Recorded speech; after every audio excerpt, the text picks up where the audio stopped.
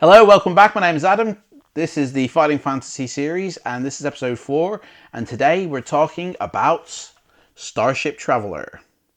Starship Traveller is a book that was released in 1983. It was their third release of the series, and it was written exclusively by Steve Jackson. Now, the cover art, which kind of looks like an old Atari game, the cover art, which I think is absolutely fantastic. They brought back Peter Andrew Jones, who did the Warlock of Firetop Mountain, and he did not only the cover art for this, but the inside illustrations. Now, the inside illustrations for me are a bit of a mixed bag because some of them are really good, and you can tell, but then some of them are very, not like boring, but just very easy. You know, they're sort of like, yeah, simple. That's a simple drawing, but not bad by any means, you know. And there's some really cool ideas with the characters that are drawn. Now, Starship Traveller is again another groundbreaking book because it's a first for the series as well. And that's the great thing about the first 5 books of these series, is that each one, you know, brought something new to the table. Warlock of Firetop Mountain, it was the first book, you know, and you were playing against a sorcerer. But the Citadel of Chaos, you could play as a sorcerer. So you got to, you know, do that. Forest of Doom, contained in a forest, and instead of fighting a sorcerer at the end, you basically, it's a Cluedo book. You have to pick up these pieces of a hammer. You have to get the hammer, take it to the Stonebridge village at the end, you know, and it's just, there was so many tricks along the way to which you could die in the Forest of Doom. It was a very hard book. Starship Traveller sets a precedent because you don't really just play as a person. You're not yourself. So our adventure sheet we created, we have to kind of throw it out the window and create a whole new one, you know. It's basically Star Trek. Sorry guys, but it is. You're the captain of a starship, and you have a science officer, and you have a medical officer, and you have an engineering officer, and you have a security officer who's also got 2 security guards as well. And then you've got your ship, which has weapon strength and shields on it. So I mean, you've got a lot to do. Now, I've personally only ever played this book once.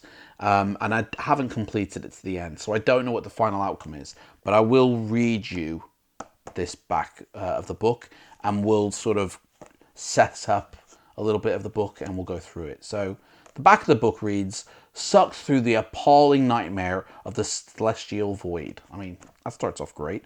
"The Starship Traveller emerges at the other side of the black hole into the unknown universe. You are the captain of the Traveller, and her fate lies in your hands.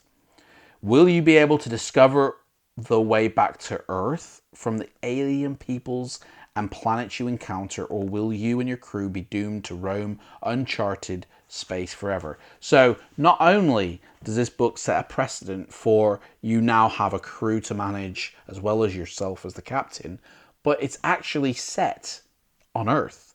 You know, okay, you've gone through a black hole to another universe, but it's actually an Earth-based book. You know, you're a human being. You know, it's not set on Titan at all. It's got nothing to do with Titan. So again, it's something fresh, something new, something very intriguing. Okay, so your ship. Okay. First thing you have to do before you play the game is you have to prepare for your mission. So you are the captain of the Starship Traveller. You need to find out what your ship is made of.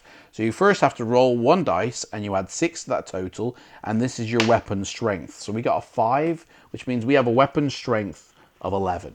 Pretty cool, that. And then you've got, and you got to do it again and roll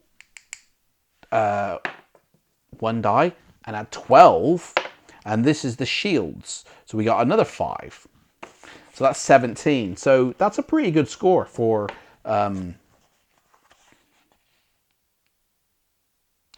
Yeah, 5. That's a pretty good dice roll for shields and for your ship. You know, we've got a very strong ship. I mean, it's no Enterprise, but it's still a strong ship. Okay, so now we've got to do for you and your crew. So it's the same way you would do for yourself. So roll one die, add six. Sorry, roll two dice. No, yeah, roll one dice and add 6 to the score for the skill. So I got a 1, so which means my skill is 7. Great. My science officer has a skill of 11. My medical officer has a skill of 11. My God. My engineering officer has a skill of 8. My security officer has a skill of 11. My God, my team is stronger than I am. And my security guard has a skill of 7, and the other security guard has a skill of 10. So my stamina now, roll 2 dice, add 12, 30, 40, 16. Science officer stamina, 18. Medical officer stamina, 20. Very good there.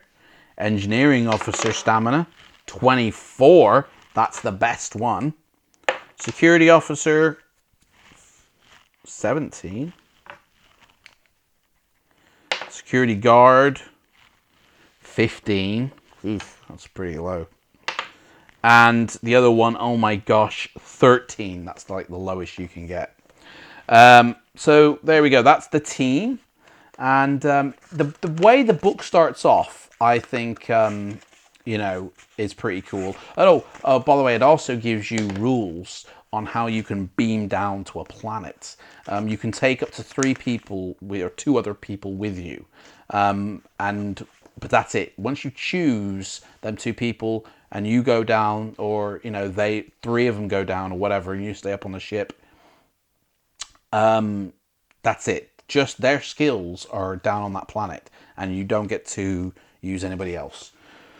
It starts off straight away with boom. You're in the middle of being sucked into this black hole, and it's like, oh my gosh, what's going on? So it automatically, straight away, boom, boom, boom. And the first choice you come up to isn't on the first paragraph, like it usually is. You actually get knocked unconscious. So it starts off with you getting knocked unconscious, which is pretty crazy, really. When you come together, when you come around, everybody basically, you find out how badly your ship is injured, and you get to regain your warp drive. And your long-range scanner indicates that ahead of you is 3 solar systems. Which one will you go investigate? Basically, going from planet to planet. You get to go on these planets as well. You get to explore a lot of this universe. It is a really cool book. For any Star Trek or Star Wars fans out there, this is going to be your favorite book. I really quite like it. I've only played it once, and I really like it. I'm definitely going to be playing this again in the future. But, tell me your thoughts on this book. How do you feel it sits in with this series? How have you played it? How well have you done? Has anybody got to the end of this book? Because I personally haven't. And I've never even checked out because, like, the ending of the book, because it doesn't have that 400th paragraph entry. It's not that type of book. The last entry is 340, which is strange. And at the end, it takes you through some sort of combat system at the end of the book, which isn't at the beginning of the book, which is very, very strange. But yeah, very enjoyable nonetheless. But let me know your thoughts. And in the next episode, we're going to be going through the City of Thieves. Take care, adventurers, and I'll see you next time.